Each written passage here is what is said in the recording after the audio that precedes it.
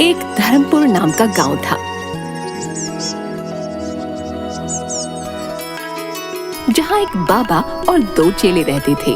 बाबा का नाम दिलबाग था और चेलों को वो तोंदू और भोंदू कहते थे। बाबा बहुत मशहूर थे क्योंकि वो किसी का भी खोया हुआ सोना उन्हें झट से जादू करके दे देते थे।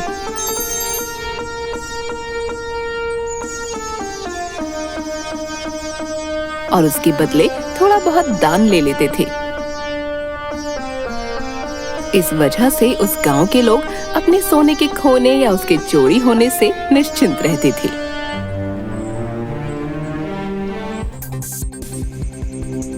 एक दिन धर्मपुर गांव में रामू नाम के जमींदार के यहाँ चोरी हो गई और उसका बहुत सारा सोना किसी ने चुरा लिया। रामू जब सुबह उठा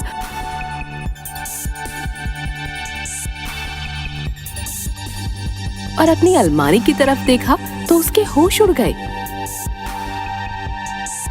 हे भगवान, ये क्या हुआ? मेरी सारी मेहनत की कमाई कोई चुरा ले गया। भगवान, मैं बर्बाद हो गया। क्या होगा अब मेरा? अरे भाग्यवान, उठो, देखो हम बर्बाद हो गए। इतना शोर सुनकर उसकी बीवी भी नींद से उठ गई।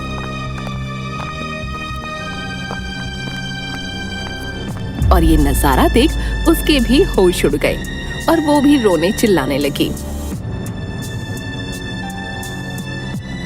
अरे भगवान, क्या हो गया ये? अब क्या होगा हमारा? हम बर्बाद हो गए, सड़क पर आ गए रे। इतना शोर होने के बाद पड़ोसी घर में आए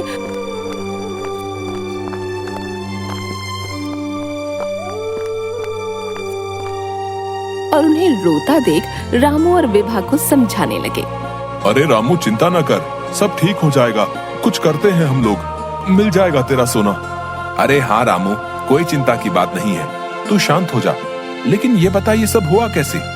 अरे भाई साहब, देखिए ना, रात में तो अच्छे भले सारे कुंडी दरवाजे लगाकर हम सोए थे, लेकिन सुबह उठ के देखा तो सारा सोना गायब हुआ पड़ा था। हम तो बर्बाद हो गए भाई साहब। इतने में रामू का बेटा राहुल, जो शहर में रहता था और काफी समझदार भी था, आज गांव आने वाला था। वो पहुंचता है।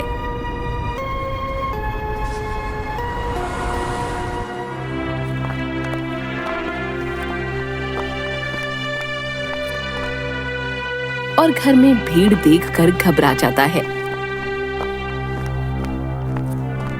रामू की पत्नी अपने बेटे को दरवाजे से ही देख लेती है। अरे राहुल बेटा, देखना ये क्या हुआ? हमारा सोना सारा चोरी हो गया रे। अब तो हम बर्बाद हो गए बेटा। अरे माँ, ये कब हुआ? चिंता मत कर, हम पुलिस के पास जाते हैं। वो चोर को पकड़ लेंगे और हमें हमारा सोना मिल जाएगा। जल्दी चलो पिताजी। अरे राहुल बेटा, अब पुलिस के पास जाने की क्या जरूरत है, जब सारा सोना 1 मिनट में मिल जाएगा। हमारे दिलबाग बाबा के पास, यही बरगद के पेड़ के नीचे बैठते हैं। वो जादू करके झट से सारा सोना लाकर दे देंगे। तू चल वहीं हमारे साथ, चल। क्या सच में? तो फिर चलो। और वैसे भी पुलिस का क्या भरोसा, कब मेरा सोना मुझे लौटाए और चोर को पकड़ भी पाए या नहीं। हाँ हाँ, चाहिए जी चाहिए, और लाइए हमारा सोना। अरे क्या जरूरत है, जब हम कानून के पास जा सकते हैं। और ऐसे बाबाओं का क्या भरोसा। और ये सब अंधभक्ति वाली बात हुई। पिताजी, आप मेरे साथ पुलिस स्टेशन चलिए। चुप कर, मुझे मेरा सोना चाहिए जल्द से जल्द। ये कोर्ट कचहरी के चक्कर में पड़ के मुझे मेरी मेहनत की कमाई गंवानी नहीं है। हाँ, लेकिन पिताजी। लेकिन कुछ नहीं, और मुझसे जबान मत लड़ा। ये सुनकर राहुल चुप होना ही ठीक समझता है और सब बाबा के पास पहुंचते हैं।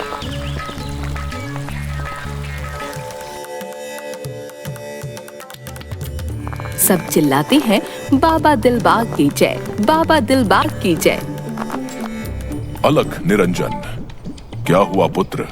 बहुत परेशान लग रहे हो। मुझे अपनी परेशानी बताओ और समाधान पाओ मेरे पुत्र। बाबा दिलबाग, मेरे घर से कल रात मेरा सोना चोरी हो गया। मेरी मदद करिए बाबा, आप जो मांगेंगे मैं दूंगा। अरे चिंता न कर मेरे बच्चे, बस मुझे बता कि घर कहाँ है तेरा, और मैं तेरा सोना ला दूंगा। उसके बदले में मुझे 21,000 रुपए देने होंगे। बोल ठीक है? ठीक है बाबा जी, मैं वो बड़ी हवेली के पीछे रहता हूँ। बस आप मेरा सारा सोना ला दो, उसके बदले आप जो मांगोगे मैं दूंगा। ठीक है, रुक, अभी लाते हैं तेरा सोना।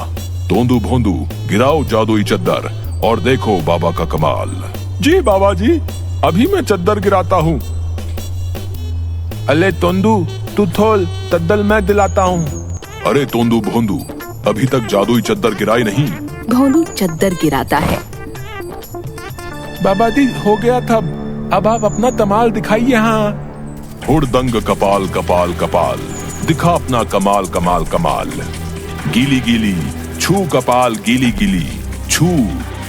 चद्दर गिरते ही बाबा झट से पेड़ के ऊपर से अपने एक चेले को भेज रामू की सोने की पोटली नीचे ले आते हैं। तभी चद्दर हट जाती है। सोने की पोटली देख रामू चिल्लाने लगता है। बाबा दिलबाग की जय, बाबा दिलबाग की जय। जय हो बाबा, जय हो। शुक्रिया बाबा, शुक्रिया। अलख निरंजन, लाओ बच्चे, अब मुझे 21,000 रुपए दे दो और ये लो अपना सोना, सुखी रहो। जय हो बाबा जी की जय हो, बाबा दिलबाग की जय। ये सब देखकर राहुल को शक होता है कि ताल में कुछ तो काला है, लेकिन वो चुप रहता है और अपने पिताजी के साथ वापस घर चला जाता है।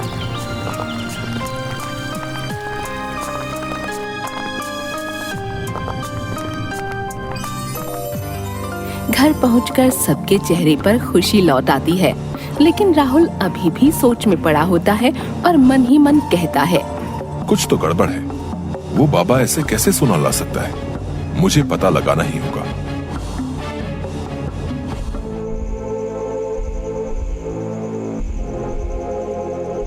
रात होती है, सब सो जाते हैं।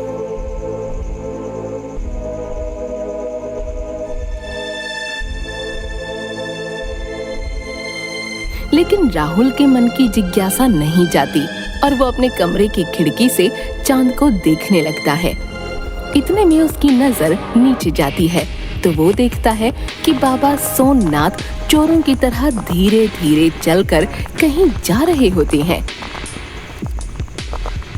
अरे ये बाबा और इनके चेले इतनी रात को कहाँ जा रहे हैं छुप छुप कर? मुझे देखना होगा। राहुल नीचे जाकर बाबा सोमनाथ और तोंदू भोंदू का पीछा करने लगता है।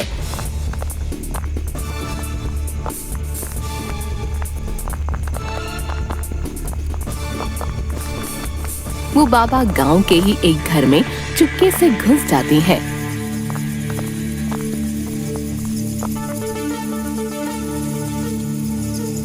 ये देखकर राहुल अपना मोबाइल निकालकर बाबा का वीडियो बनाने लगता है।